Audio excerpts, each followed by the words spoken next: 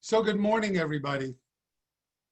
My name is Reverend Dr. Ron Fox, and I'd like to welcome you to the Center for Spiritual Living Space Coast Sunday morning celebration. And if you've never been to a Center for Spiritual Living before, we believe there's one God, many paths to that God, and we're here to love, honor, and support you no matter what your divine path is. The Center for Spiritual Living Space Coast is a safe haven for people of all beliefs and lifestyles, whoever you are and wherever you find yourself on your journey of faith, you're welcome here. And now to begin our service, Reverend Jenna Watkins will pray us in, and then Ed Powers will do a spiritual reading for us. So let's just take a nice deep breath, letting go of the morning, the week's activities, and let us surrender into this sacred moment, this moment in time where we turn our attention to the truth of our being, that we are one with our Creator. We're made in the image and likeness from the eternal essence that is Spirit, God, the Absolute. As we surrender into this moment, let us feel that love of Spirit permeate our being, our very essence, floating through our minds, our hearts, our bodies, filling us with that love, that peace, that harmony that is Spirit. Anything that is unlike this presence, anything unlike love, we just let it float away into the nothingness from which it came, for the truth of our beingness is love.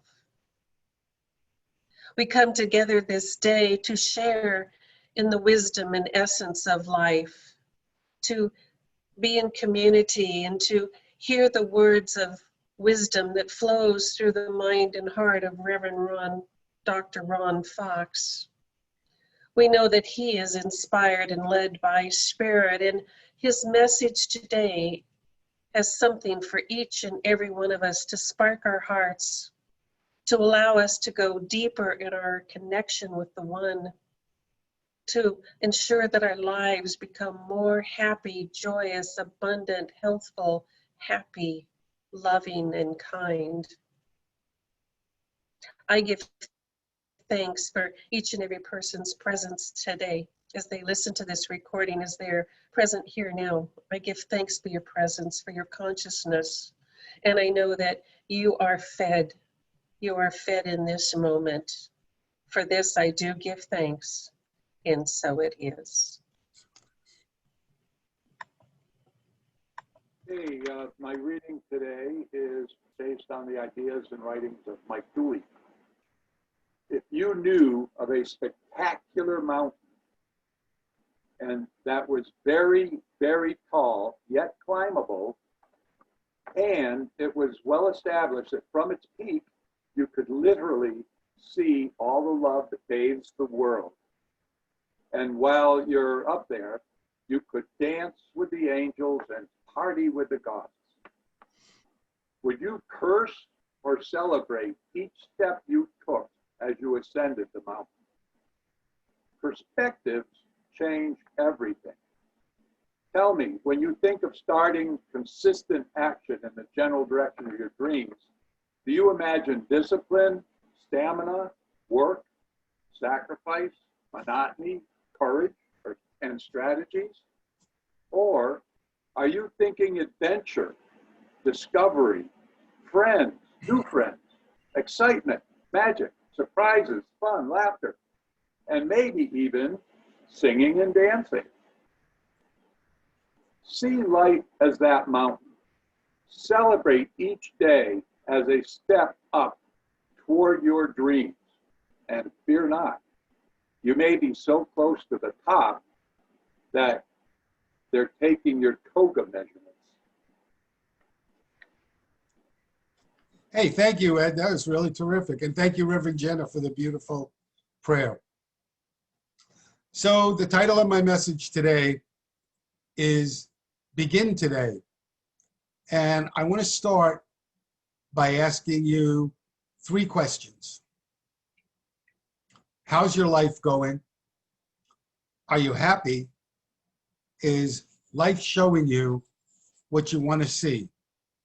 And if the answer to these questions is yes, congratulations. Obviously, you must be doing something right. If the answer to the questions is no, don't worry, don't go into fear, because you can change that by learning a few spiritual principles and beginning to practice them. You know, one of the things we say in New Thought is spirit isn't bound by precedent. And what that simply means is that we're not bound by what came before. If we like what we're seeing, that's terrific, and we can maybe make it better. If we don't like what we're seeing and what we're experiencing, we can change it. We can change. We believe that what we, and you, I know you all know this, it's kind of a review, but we believe what we put our attention on is what will manifest in our lives. So begin today to think about what you want to see come forth in your life, and let go of thoughts that you don't want to see. You know, see yourself as successful. See yourself as abundant. See yourself, if you want, in a loving relationship. See yourself enjoying a rewarding career or enjoying a rewarding retirement and anything else that you hold dear. You know, before we can experience anything on this plane, we must first see it in our minds. Wallace Wattles was a writer. He was born in the 1800s and passed away in 1911. But let me read to you something he wrote. He said, "Man is a thinking center and can originate thought. All the forms that man fashions with his hands must first exist in his thought. He cannot shape a thing until he has thought that thing." And so, you know, one of the things that we teach is everything is created twice. And that's what he was talking about. It's created first in our mind and then into form. And every one of us has the ability to be a success. But first, we must know that in our minds. And to see us, and we can see us achieving all that we want to wish to accomplish. When we take time to go within and to allow the most powerful force that we will ever encounter to work with us, our success is guaranteed, because spirit never fails. And when we work with spirit, we can't fail. Ernest Holmes wrote in Creating Creative Mind and Success, he wrote, "All the power of the universe is with you. Feel it, know it, and then act as though it were." And, you know, it's never too late. I read a really wonderful example about it never being too late this week. So Alfred Nobel one day picked up a newspaper and began to read his obituary. The only catch was Alfred was still alive. And this is a true story. When he read it, he saw in it that he was primarily known for inventing dynamite. And in those days, dynamite was used in war and used to kill thousands and thousands of people. And when he read it, he thought to himself, that isn't what I want to be known to be. And so he committed himself to peace. And he established what we know today as the Nobel Prize.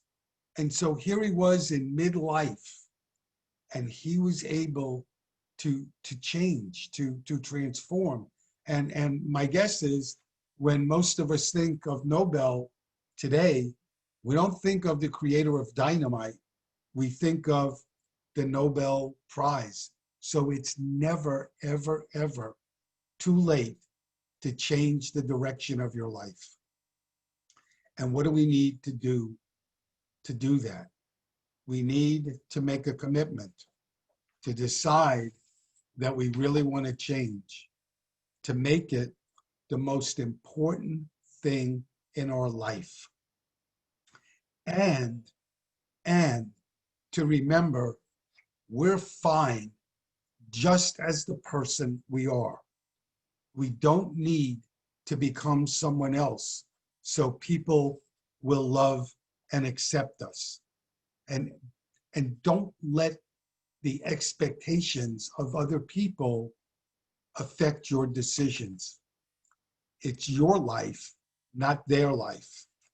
Do what makes you feel alive, and don't let other people's expectations limit you. Don't live your life to please other people.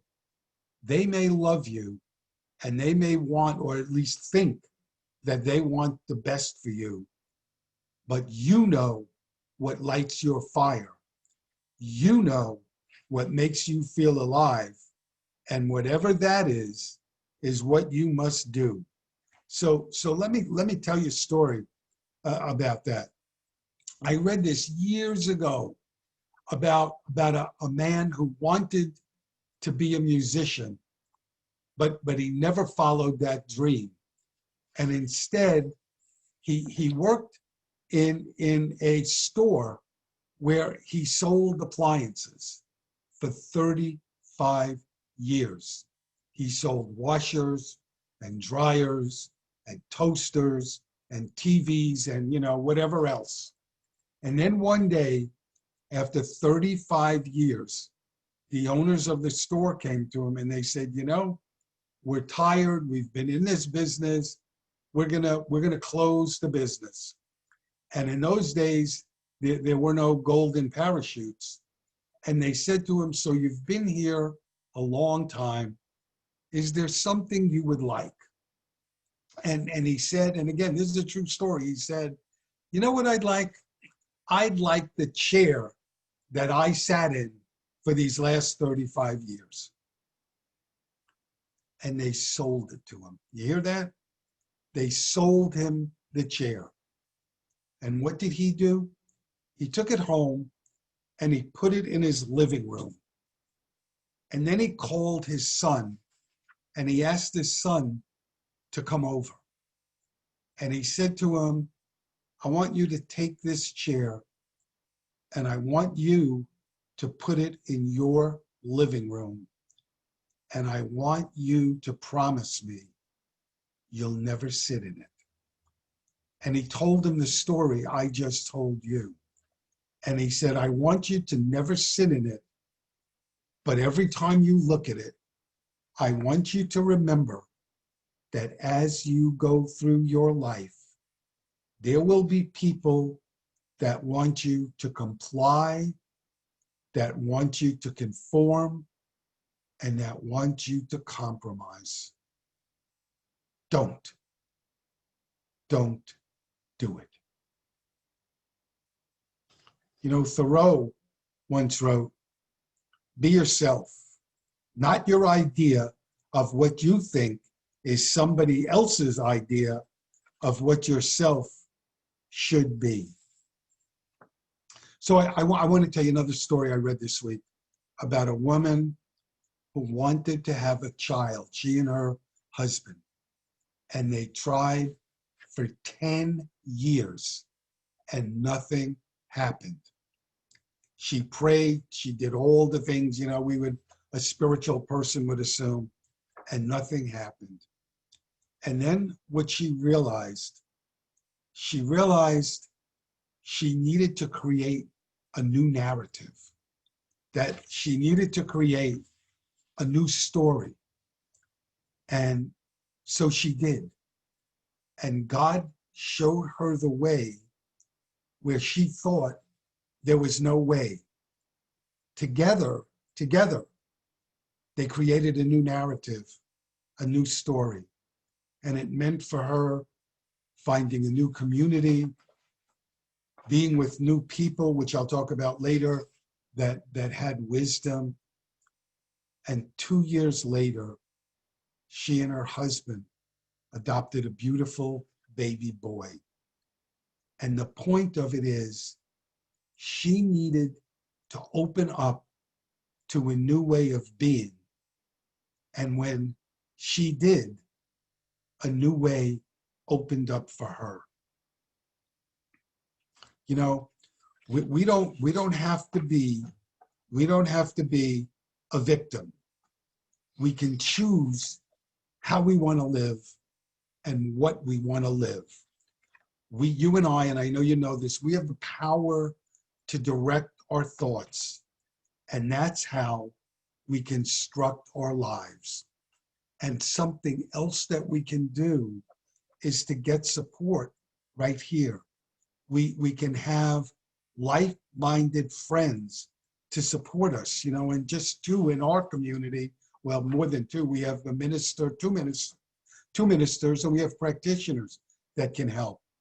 But you don't have to choose us. If you can choose people in your life that you trust and that you know you can share your hopes and dreams with.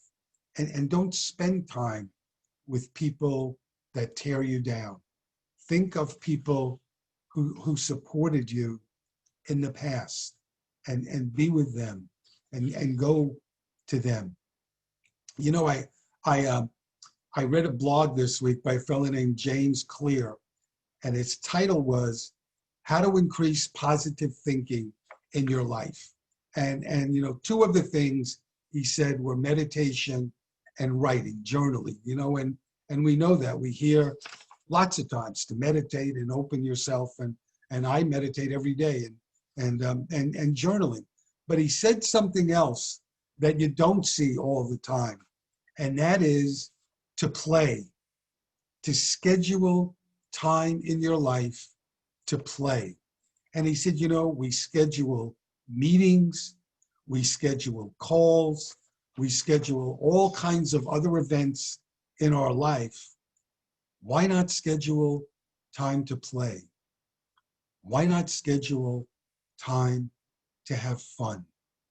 And he said, because play helps us to experience contentment, and play helps us to experience joy. And you know, when we're in a place of contentment, when we're in a place of joy mentally, we can then do our prayer work, do our meditation, do whatever it is we need to do. So think about that. You know, we certainly have plenty of time with this COVID-19 to schedule what we want. And, you know, who knows what it is? You know, maybe it's watching a special TV program, or getting on the computer and listening to a concert, or playing games, whatever it is. Schedule some time to enjoy life. So Oprah, I read some works by Oprah this week too. And she said she had tips for creating the life that you want. And I want to share two of them with you. She said, keep your focus in the right place. Keep your focus in the right place. And what she meant by that was, be thankful for what you have. And you'll wind up having more. She said, if you concentrate on what you don't have, you'll never have enough. Think about that. If you concentrate on what you don't have, you'll never have enough. And she said, when you change, and this is how I began in some ways, when you change what you focus on, you can change your life radically. When you change what you focus on, you can change your life radically. And if you think about that, then why not focus on what you want? And the second thing she said was let go of the past. Let go of the past. Let go of what happened. If you find yourself thinking about negative things from the past, she said, ask yourself, what's in it for me? What's in it for me? What am I getting by thinking negative things that happened in my past? What's in it for me to be thinking these thoughts? And perhaps when we ask that question, or when we work with a minister or a practitioner and we can find out what's in it, we can let go of them and move to a more positive place. Karl Barth wrote, though no one can go back and make a brand new start, anyone can start from now and make a brand new ending. I really like that. I really do. Though no one can go back and make a brand new start, anyone can start from now and make a brand new ending. So there's a story in the Bible about a time when the disciples went fishing all night, and they were pretty much all fishermen. So they're fishing all night and they catch nothing. And the next morning they come back and they're all tired, they're all discouraged. And there's Jesus, who is a carpenter, not a fisherman. And he hears their story and he says, you know what? Go back and cast your nets on the right side of the boat. And they trusted him. So they go back and they cast their nets on the right side of the boat. And their haul was so large, they could barely haul it in. And what's behind that? What's the meaning? Jesus changed their consciousness and therefore changed their experience. He changed their consciousness. And when that happened, their experience changed. They turned from negative thinking to positive thinking. And they trusted him because they had seen what he had done. Just like you and I can trust Spirit to get us through any situation that we're ever in. And I want to close this morning with something from Albert Camus, who said, he said, in the midst of hate, I found there was within me an invincible love.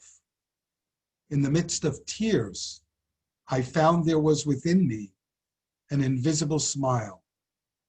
In the midst of chaos, I found there was within me an invincible calm. I realized through it all that in the midst of winter, I found there was within me an invincible summer. And that makes me happy, for it says that no matter how hard the world pushes against me, within me, there's something stronger, something better, pushing right back. I love that no matter how hard the world pushes against me, there's something within me, something stronger, something better, pushing right back. All of us have that something pushing right back. And it's ours to go within, to find it, and allow that to happen. Thank you for being here. God bless you, and have a wonderful week.